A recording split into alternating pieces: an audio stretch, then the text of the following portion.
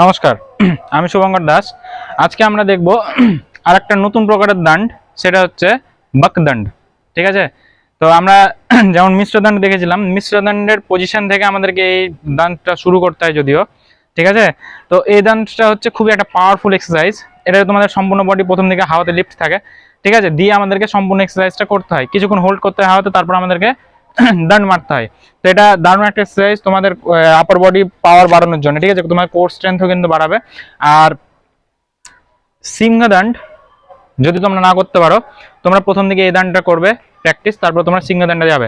তো সিংহদান কিভাবে করতে হয় সেটা আমি কোনো একটা ভিডিওতে পরের দিকে আলোচনা করব। ঠিক আছে, তো এখন সেটা নিয়ে কথা বলছি না, কিন্তু সিংহদান্ডের আগে কিন্তু অবশ্যই তোমরা এই আসনটা করবে, তাহলে কিন্তু তোমরা ওই দানটা করার সময় অ্যাকচুয়াল বেনিফিট পাবে, মানে সঠিকভাবে করতে পারবে। তো শুরু করছি।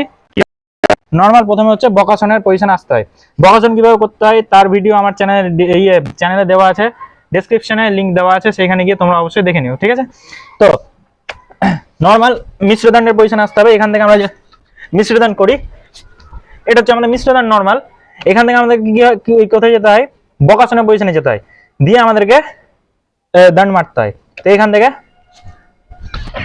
এই যে কিছুক্ষণ যে আমি হোল্ড করলাম, এটা হচ্ছে আমাদের বকাসনের পজিশনে গিয়ে হোল্ড করতে হয়।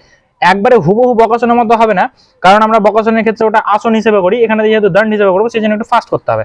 এই যে এখানে গেলাম, বডিকে আমাকে উপরে হোল্ড করতে হবে, এই যে হোল্ড দণ্ড, এখান থেকে হোল্ড দণ্ড।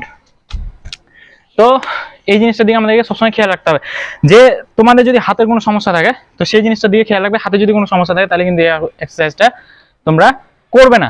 ঠিক আছে, তো কারণ এটাতে তোমাদের হাতে খুবই প্রেসার পড়ে, আর শোল্ডারে তো দারুণ প্রেসার পড়ে। তো সেটার জন্য খুব সাবধানের সাথে করবে, আর সঠিক ওয়েতে করবে। লিফট যতক্ষণ হোল্ড করতে, কিছুক্ষণ হোল্ড করবে, একবারে বেশিক্ষণ হোল্ড করার দরকার নেই। এই যে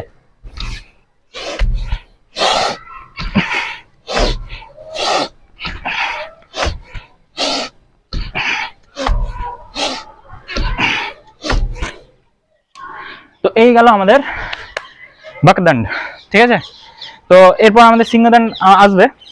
তো তখন সেই এক্সারসাইজটার জন্য এটা মাস্ট লাগবেই। তুমি যদি এটা প্রপারলি না করতে পারো, সিংহদান প্রপারলি করতে পারবে না, কারণ তোমাদের বডিকে ব্যালেন্স করা, তারপর দান্ড মারার যে পাওয়ারটা সেটা তোমাদের আসবে না। আগে এটা করতে হবে, তারপর তোমরা সিংহদানটা করতে পারবে। ঠিক আছে, তো ভালো করে বাড়িতে প্র্যাকটিস করো, হার্ডলি প্র্যাকটিস করো। আর সিজনে এইটুকুটাই। যদি এরকম এক্সারসাইজ রিলেটেড ভিডিও পেতে চাও, তাহলে চ্যানেলটাকে অবশ্যই সাবস্ক্রাইব করো, ভিডিওগুলোকে যতটা পারবে শেয়ার করার চেষ্টা করো। নমস্কার।